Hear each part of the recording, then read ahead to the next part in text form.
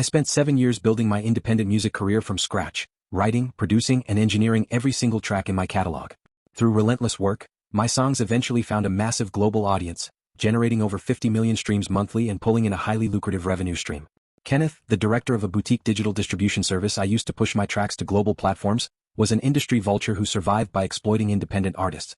He grew increasingly resentful of my financial independence, repeatedly demanding that I sign a traditional 360-degree record deal that would grant his agency a permanent 50% cut of my touring, merchandising, and publishing rights. I flatly rejected his predatory contracts every single time. When I took a brief one-week break to go completely off the grid for a camping trip, Kenneth saw his window to execute a digital copyright heist.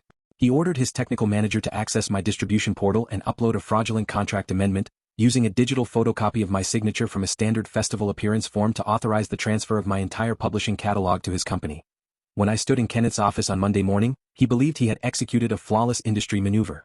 He pointed to the legal dispute flags on my streaming profiles, told me that my independent career was officially over, and stated that his legal team would tie me up in court until I went completely bankrupt. He gave me 5 minutes to leave his office, telling me that a simple musician stood zero chance against a corporate entertainment distributor.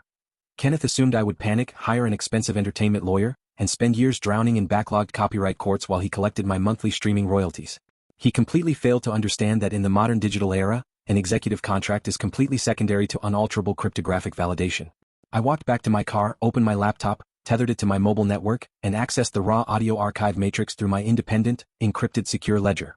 When a corrupt executive tries to steal your creative life's work, you do not look for a compromise. You execute a complete forensic audit of their entire digital footprint. I initiated an automated metadata sweep across the streaming platform's dispute resolution servers. Because I had built my distribution pipeline on an advanced cryptographic framework, the underlying audio files of my tracks contained an embedded, invisible digital signature that could only be generated by my physical hardware security token. The forensic audit proved that Kenneth's uploaded contract was a complete data forgery. The metadata on the documents he submitted showed they were assembled using a photo editing tool at midnight on a Sunday, using an IP address that traced directly back to Kenneth's personal beach house network. He had directly forged the digital authorization tokens to bypass the platform's standard ownership verification rules. But my forensic analysis uncovered an even more devastating financial crime.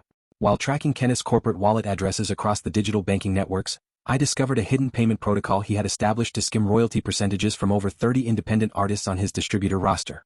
For 5 straight years, Kenneth had been reporting deflated streaming numbers to his smaller clients, pocketing a quiet 3% of their international revenue, and routing the stolen millions into an unlisted corporate account in the Cayman Islands to fund his luxury lifestyle. That I compiled the unassailable cryptographic metadata, the matching beach house network logs, the forged signature analyses, and the complete international royalty skimming ledger into an ironclad compliance dossier. I bypassed the standard music industry dispute channels completely and delivered this data packet directly to the Federal Copyright Enforcement Task Force, the Financial Crimes Division of the Internal Revenue Service, and the global legal operations teams at Spotify and Apple Music. The legal and federal counterstrike was absolute, instantaneous destruction. On Wednesday afternoon, Kenneth was hosting an exclusive industry party at a luxury rooftop lounge, preparing to toast the acquisition of my music catalog to a group of major label executives. Before the main celebration could begin, 2 federal fraud investigators accompanied by specialized copyright enforcement officers entered the venue. They served Kenneth with an immediate federal-level emergency injunction that instantly halted the catalog transfer, suspended his company's distributor license across all streaming platforms, and placed a hard freeze on his domestic and offshore accounts, locking his entire business operations in transit. When Kenneth tried to pull industry rank, the federal agents presented the digital signature metadata proving he had intentionally committed systematic wire fraud, identity theft, and grand larceny of digital intellectual property. The streaming networks, terrified of facing a massive multi-million-dollar class action lawsuit from the other exploited artists on his roster, completely removed Kenneth's agency from their platforms within 48 hours and issued a formal public apology to me. The fallout completely obliterated Kenneth's career and personal freedom. The federal court fast-tracked our intellectual property lawsuit, and within 1 week, a judge officially declared the fraudulent contract completely void, granting me sole absolute ownership of my master recordings and publishing rights, alongside full access to the frozen revenue accounts.